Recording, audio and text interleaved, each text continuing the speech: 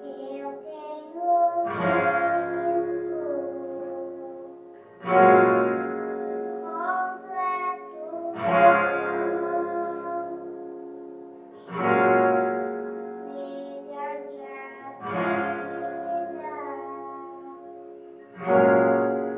é o seu amor. Glória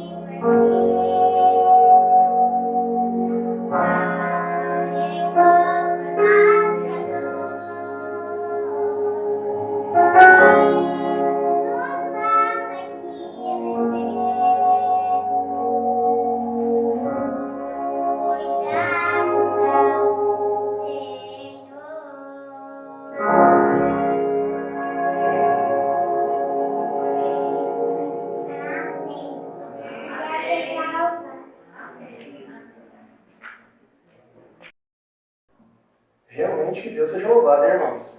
Amém, né? Glória a Deus. Eu estava conversando hoje com o irmão Clóvis, do São Cristóvão, e ele estava expondo um medo que eu confesso que eu também tenho às vezes, sabe? Que é o medo de que a nossa igreja se torne uma igreja de velhos, que é uma igreja que não tenha ninguém para perpetuar o trabalho. E aí quando a gente vê a pequena Sofia fazendo o trabalho de Deus, a obra de Deus aqui na frente, o medo some. Não tem por que a gente ter medo mais, Deus prepara. Não tem por que a gente se preocupar. Deus sempre vai ter alguém para poder estar fazendo o trabalho. Amém? Amém. Meus queridos, eu acho que alguns ficaram se perguntando, né? Porque, poxa, geralmente quem vai pregar fica ou no púlpito ou aqui embaixo, mas fica em pé. Geralmente. E eu estou sentado. E mais uma surpresa, não sou eu que vou pregar hoje. Na verdade, não tem pregação hoje. Não tem pregação porque a pregação não é somente aquela que a gente faz no púlpito. Não é somente aquela cantada. Mas para muitas e muitas pessoas, e eu acredito que para alguns de vocês também, um dos melhores tipos de pregação é um testemunho. E um testemunho bem dado, bem forte, eu acredito que muda a vida de muita pessoa. Por esse motivo que, então, por isso que, pro azar de vocês, então, estaremos aqui durante o meu mês que eu estou responsável, nesse nosso primeiro mês agora de fevereiro, tendo uma série de conversas, bate-papos, o que alguns hoje em dia chamam de podcasts, talvez, acho que seria esse o nome, de histórias de conversão. E para esse mês em específico, eu escolhi pessoas que, com certeza, a história da vida vai impactar a sua. E eu não podia começar esse projeto sem ser com uma pessoa que é muito querida pela nossa igreja. Hoje, alguns de vocês talvez ficaram sabendo aí pelas tabelas quem era, mas eu tentei manter sigilo até o último minuto. Tá? E a pessoa que a gente vai estar chamando agora na frente aqui, eu vou dar uma dica que todo mundo já vai matar. É aquela que tem um abraço mais gostoso. Então, irmã Silmara, por favor, vem aqui à frente.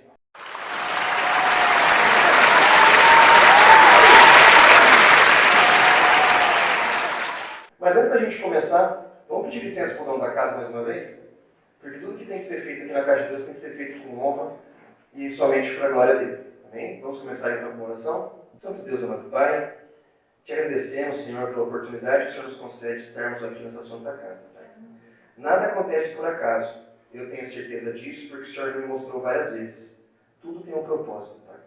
E se o Senhor colocou esse desejo no meu coração é porque alguma pessoa tem que escutar essa mensagem.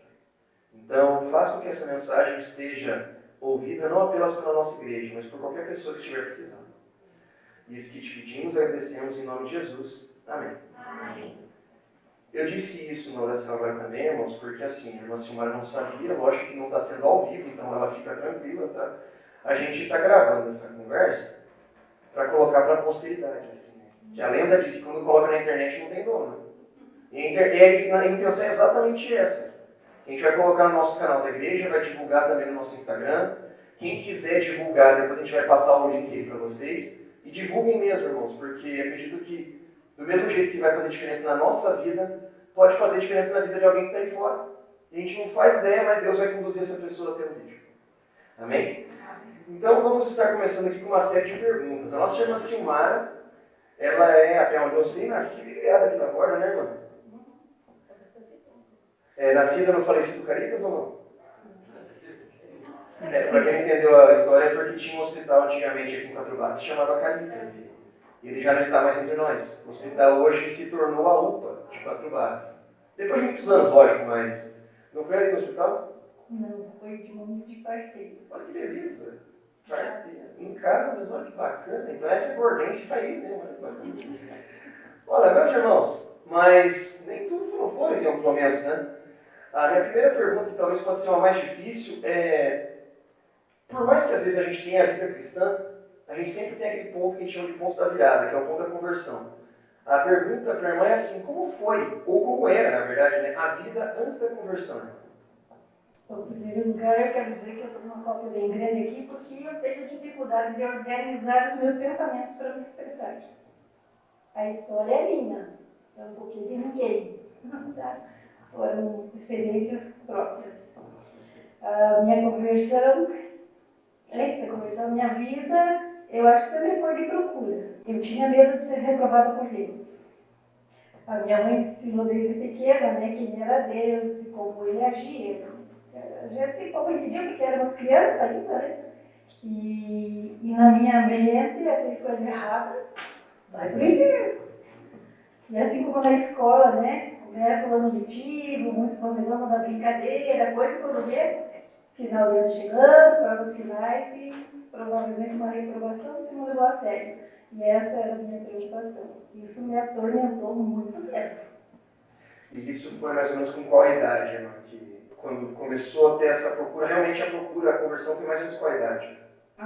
Eu fui bem cedo, desde criança, eu mesmo tinha essa preocupação. Eu acho que eu nasci com ponto de interrogação na cabeça e com muitos medos.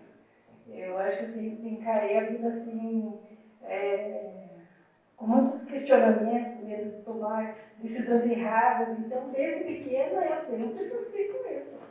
Estou tentando me libertar disso, porque Jesus liberta, né? Eu vou conseguir, se Deus quiser. Vai sim, com certeza. O que ou quem que realmente inspirou essa procura por Deus, por mais respostas, como a irmã mesma disse? Então, uma das experiências que eu tive quando menina, né? Mais ou menos de 11 a 13 anos, eu tive umas experiências, não muitas, acredito que no máximo. Na casa do meu pai tinha um barranco, um muro, e tinha um pé de ameixeira, e ele fez um banco de pedra ali. E ali era onde eu sentava, geralmente, para chorar os meus questionamentos, a incompreensão, né? Não me abria muito com as pessoas, quando de casa, com a mãe, porque eu achava que ninguém nunca ia me entender, então era ali que eu sentava. E algumas dessas vezes eu sentia a presença de alguém ali sentado, assim como estamos aqui conversando, e ali eu abria o meu coração. Eu chorava, eu contava tudo o que eu pensava sem restrições. Eu abria mesmo o coração. E, e depois disso, né, a adolescência vem, a gente começa a ter outros objetivos, começa a olhar os meninos, outros interesses, e foi afastando essa comunicação. E desde então eu sempre senti a necessidade de ter uma experiência como aquela. E até o Dominei sabe, porque assim quando nós namoramos e casamos, muitas vezes eu me ajoelhava para orar. Eu acredito que até fazia isso muitas vezes por costume, porque a mãe ensinou, né? Antes de levantar, orar, vai comer, ora, vai deitar, ora. E muitas vezes eu me ajoelhava para orar e eu chorava. E ele perguntava o que estava acontecendo. Ele dizia assim, eu queria sentir uma experiência que eu senti como menina, né, ainda, e eu não consigo. Então eu tinha essa busca de mim. Como que foi assim, peraí, voltando aqui, alguma experiência específica, além dessa de sentir uma presença do seu lado ali no banquinho de pedra, alguma situação específica que foi o start, digamos assim? Sim, eu tive num sábado uma amiga que fazia bastante tempo que eu não a via, chamada Lúcia. Ela chegou e pediu para fazer uma escova no cabelo. E a gente começou a conversar e tal. Ela estava muito alegre, muito feliz. E aí, conversando, ela me contou que estava no congresso, aqui na chácara da quadrangular, né? Da parte da igreja. E aí ela me convidou para eu visitar a igreja dela, né? E a alegria dela era tanto em falar, aquele entusiasmo, né? De estar ali representando a Cristo, no caso, me convidando, né? E me contagiou. Eu senti vontade porque eu sentia um pouquinho daquele desejo que eu estava procurando. E eu fui. Eu aceitei o convite dela, fui, frequentei por um ano a igreja dela e eu saí dela leve, alegre, alguns cultos. Alguns costumes, né, que eles têm, que é diferente daqui, por exemplo, me assustava, eu tinha vontade de sair da igreja, porque na minha mente dizia que não é teu lugar. E eu sempre fui muito assim, na minha opinião, quando alguém está falando, você se retirar do espaço, é como se você estivesse desprezando a fala, desrespeitando o que está querendo, né? Então eu ficava até o fim, mas aquilo me incomodava. E mesmo as palestras, né, do orador, a Bíblia e era diferente. Eles trazem aquele texto dentro da nossa realidade para confortar o coração aflito, uma coisa que é muito válido, porque são experiências emocionais que todos sofremos e era necessário também a pregação assim. E teve uma das pregações, como eu já entendia mais ou menos sobre o sábado, porque a mãe ensinando isso de criança, né, gente? O título da pregação era A Cura do Homem da Mão Ressequida, né? Que aconteceu num sábado e Jesus cura ele. Então o pastor levou para o lado assim de que, vamos dizer assim, ele tem alguns complexos, eu acredito que a maioria tem alguma coisa que não gosta. E então ele colocou assim, quando vai ser exposto aquilo do qual nós temos vergonha, você se sente humilhado, você se sente assim e tal. E Jesus fez isso com aquele homem. Mas ele fez uma palestra toda bonita, ensinou aquilo, que Deus, né, Jesus curou e tal. E ele não falou o motivo, porque Jesus estava curando no sábado, que era a resposta que eu procurava. Não deu ênfase no sábado. Não deu. E eu vim muito frustrada para casa. Meu tio Tito, acho que você conheceu, a maioria que conheceu o tio Tito, muito sábio. Às vezes eu estava no salão lá, meio sozinha, e ele chegava com um docinho.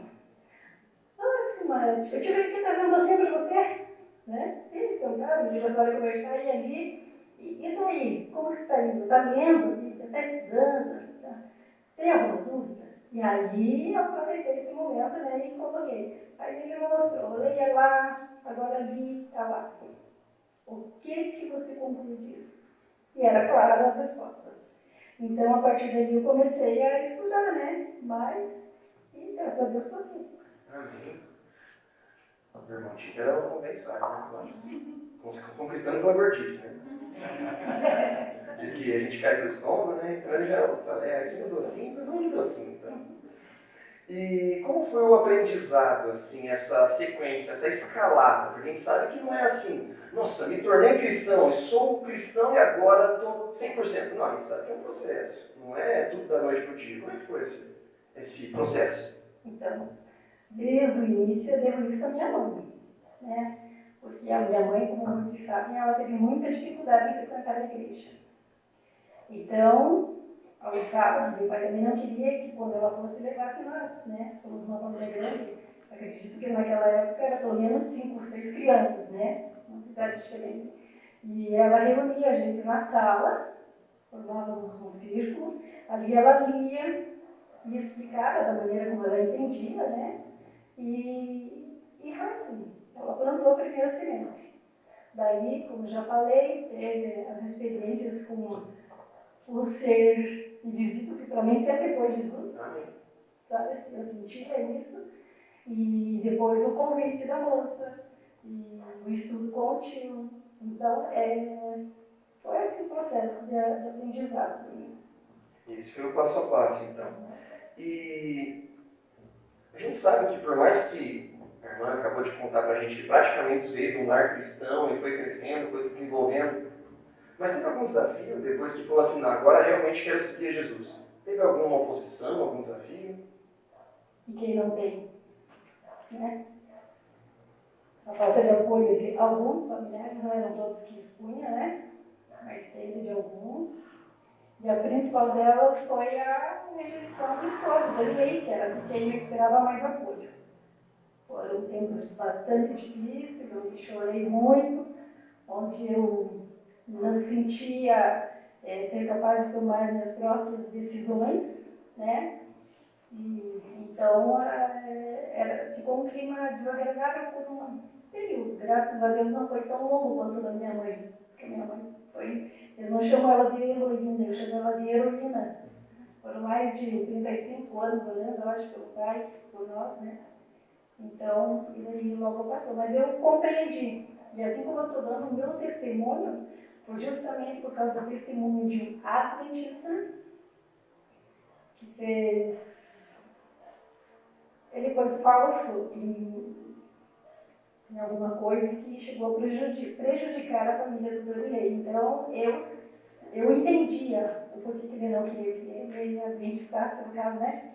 Mas eu tentava convencê-lo, né, que a salvação é individual e que cada um de nós é um e cada um vai dar o seu, como diz, as contas, né, para Deus, vai ter que explicar.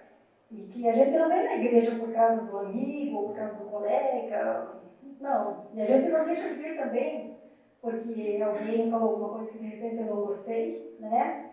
Quem que morreu por mim? Foi Jesus, não foi você, não foi alguém, não foi Roseli, não foi o Lorival, não foi ninguém, né? Então, mesmo que a gente tenha algum, porque não somos obrigados a, a pensar igual, mas viver em harmonia, né? Então, é por Jesus que a gente tem. Mas ele ainda relutava um pouco, né, em aceitar esses argumentos. Mas um dia Deus tocou o coração dele. E aí ele disse assim para mim: você só não batizou-se ainda porque você não está preparada. Falou isso para mim, que foi duro de ouvir.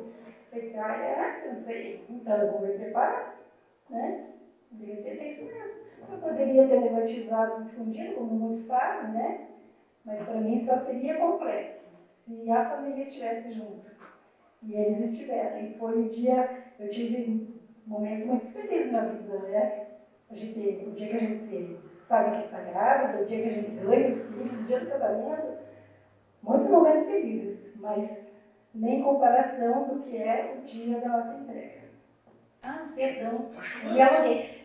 O Jael, meu filho, ele tem uma mania assim, que às vezes eu vou falar uma coisa e eu quero explicar os detalhes, e ele disse: mãe, fica assim pra mim, né? Eu sou meio cansativa. O outro, você perguntou, né, os desafios, esse foi um. Sim. E o outro foi fechar o salão no sábado. Ah, mas então o teu salão de beleza ali tocava diretão, então. Direto. Só parava na segunda-feira, que é o dia de descanso. Isso.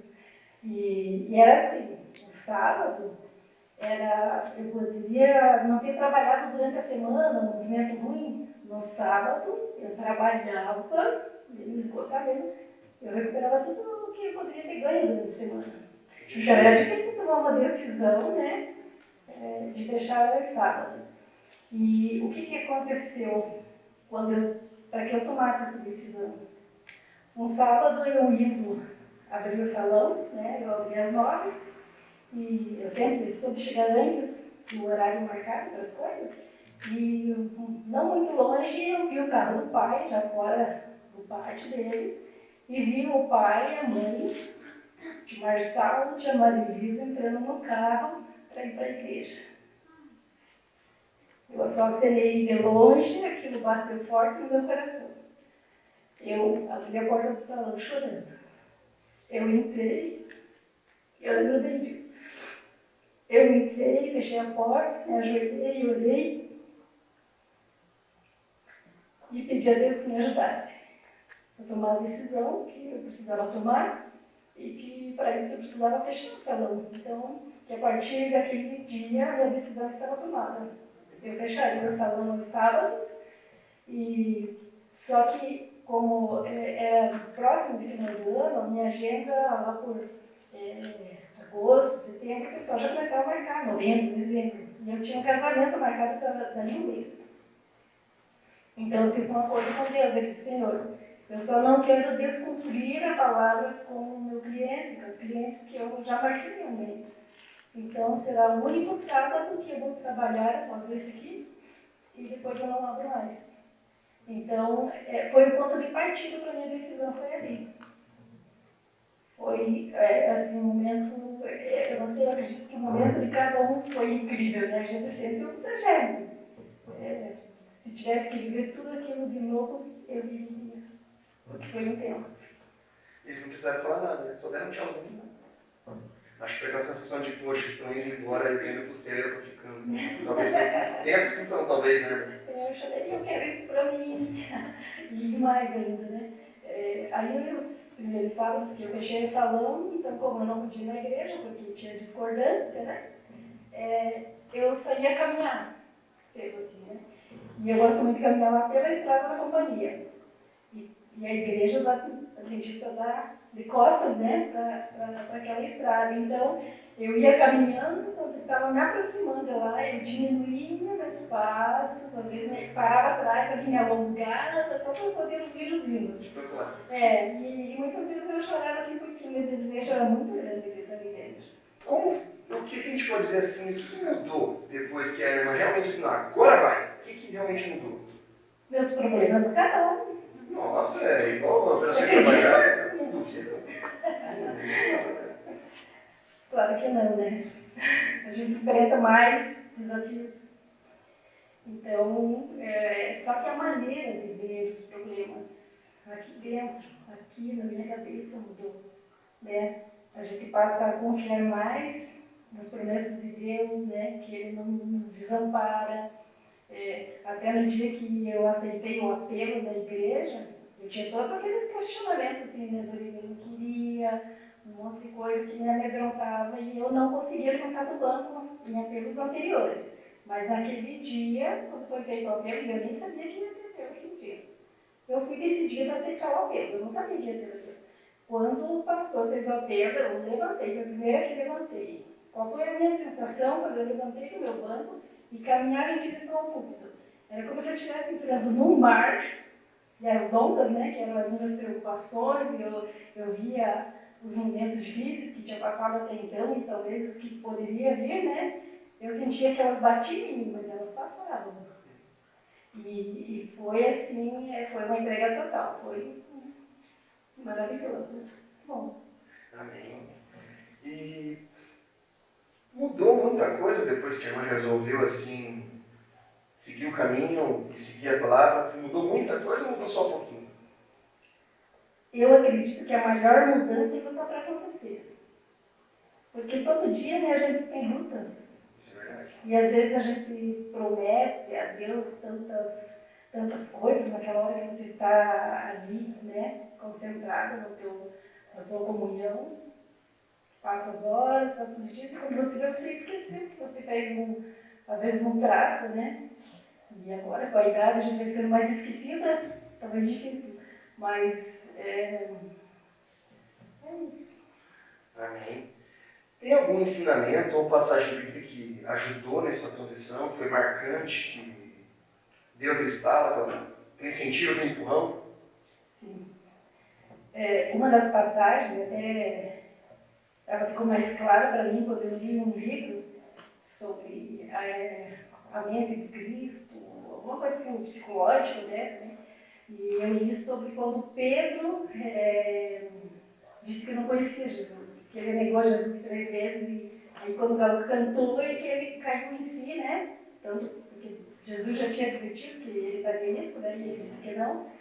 Então eu me coloquei no lugar do Pedro.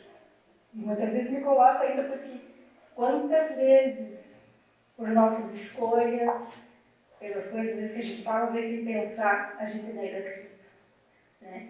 Então, uma das coisas. E a outra, assim, que foi bastante impactante para mim, quando Jesus está no Getsemane, que ele está orando, né? A aflição, a agonia dele é tanta que dói no coração da gente aquilo, né? E sem pensar que ele não estava pedindo para que Deus passasse o cálice, se fosse possível passasse o cálice, porque ele tivesse medo do que ele ia ter que enfrentar, da dor, da humilhação. Mas é porque ele estava sentindo o peso dos pecados nossos, né? E o que acontece quando o pecado de nós? Ele cria um afastamento, né, de nós com o Pai. E foi, acredito eu, que era esse afastamento que doeu mais no coração de Cristo. Né? Verdade. E teve alguma... A irmã já até deu alguns spoilerzinhos dessa resposta agora, mas teve resistência? Assim, vamos jogar bem limpo agora, porque a irmã tinha, ela pô, deu uns pitacozinhos assim, né? Mas teve algum tipo de resistência, oposição ao processo de transição, ao processo de conversão? Sim, como eu já mencionei mesmo, né, foi o fato do Durinei não me apoiar. Porque para mim, ele, desde que a gente começou a namorar, ele sempre foi muito, ele é muito importante para mim, o que ele pensa, o que ele acha. E, de repente, ele não concordar com uma coisa que é minha salvação. E ele tem que dar, né, vamos dizer assim, no popular, dar pitaco. Então, isso me machucou muito, me peguei muito. Muitas vezes eu ia para o banheiro, o chuveiro era meu conselheiro, e ali eu chorava. E eu sei que ele sofreu também bastante por isso, né? Porque ainda que alguém da família ainda faz um comentário que nunca vi uma igreja separar casais. Não foi nem para separar nem nada, mas se fosse para eu escolher isso, eu falei para ele que ele não me disse para escolher entre ele e Deus. Ele não fizesse essa pergunta, então, porque ele sabia a resposta. Então, essa pessoa, né, julgou assim que o fato de a gente não estar muito, estar se estranhando um pouquinho fosse por causa dessa escolha. Isso também me feriu. Também, uma tia minha, ela falou assim, quando a minha prima perguntou, né, então você está indo na igreja adventista, tá? Eu disse sim. E aí a minha tia já, sem quem entendeu a dona, eu não sei por que vocês teimam em fazer o contrário do que os nossos pais fizeram, do que eles seguiam, do que eles acreditavam. Tradição, né? Então, e graças a Deus foram só esses comentários que eu ouvi, eu não vi mais nenhum. Amém. Não só foi nenhum. Amém. E assim, a irmã já até deu o spoiler também, que começou a caminhada cristã na igreja da Borda do Campo, que é a nossa vizinha aqui, não concorrente, nossa colaboradora. Eu sou da opinião que a gente não tem igreja concorrente, a gente tem só igreja colaboradora. Mesmo aquelas que são de outras denominações também são colaboradoras, porque afinal falam do mesmo Deus. De um jeito diferente, mas falam do mesmo Deus. E como que a irmã descreveria a sua trajetória, a sua transição, vamos dizer assim, da Borda do Campo, que era uma igreja estabelecida, uma igreja bem montada. Eu estou dizendo assim porque ela foi uma das primeiras que veio para cá também, né? Para esse desafio chamado Igreja Santa Luzia.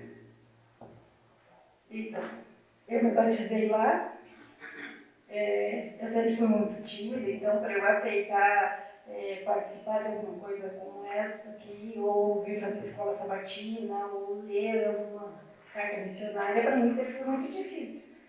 E lá eu comecei a participar da abertura da escola sabatina, então eu fazia, né? Os outros eu fui quebrando assim um pouco. Eu acho que fazia um ano, no máximo 2 anos, que eu estava já lá, vim com um grupo da igreja de Santa Luzia. E éramos em poucos, né? Todos tinham que fazer de tudo. Então eu acho que foi um crescimento grande, né? Ter vindo para cá. Eu agradeço a Deus por me encontrar em meio a essa família, porque cada um de vocês, para mim, é muito especial. E se você diz que eu dou um abraço gostoso, pode crer que é um abraço que eu não fui acostumada a ser abraçada, porque naquele tempo os pais eles tinham muita resistência em ficar dando carinho para os filhos, porque achava que era ganja, sei lá. Minha mãe não tinha, porque meu avô ele era difícil mesmo. Então, hoje em dia a gente vê que os pais são mais carinhosos com os filhos, né?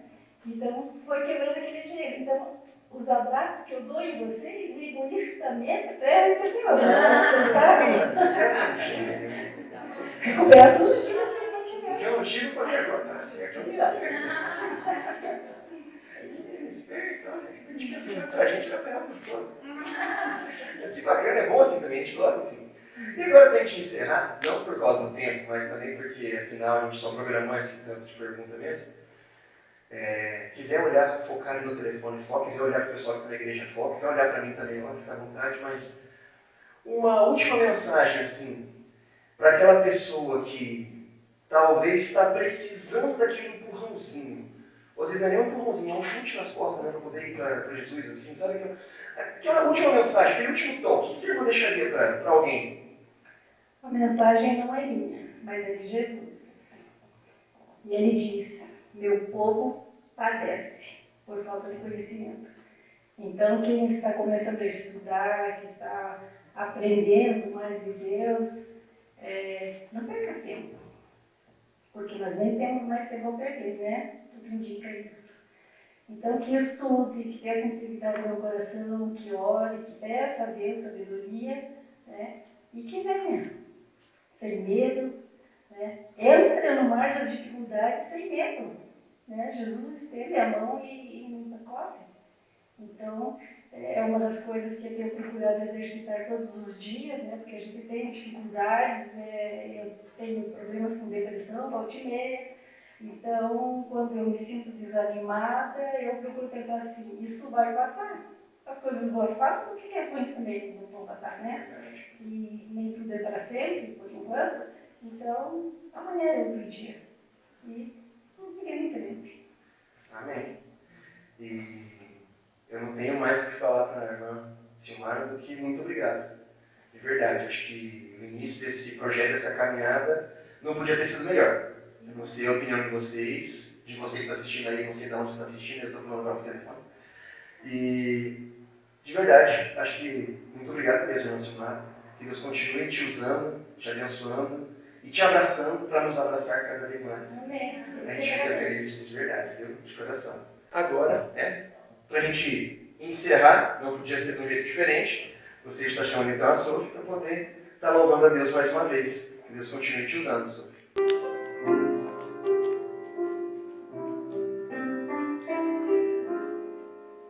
Em fervente oração, treino teu coração, na presença de Deus derramar.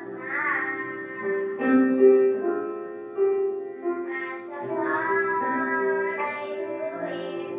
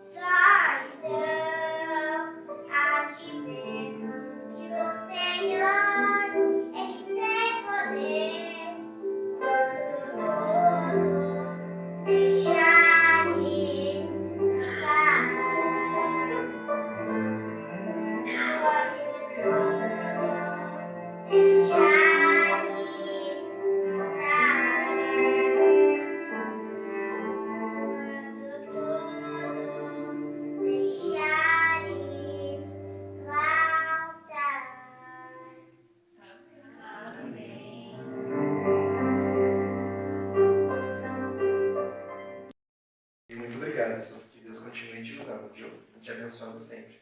Meus queridos, vamos nos colocar em pé para fazer uma oração final.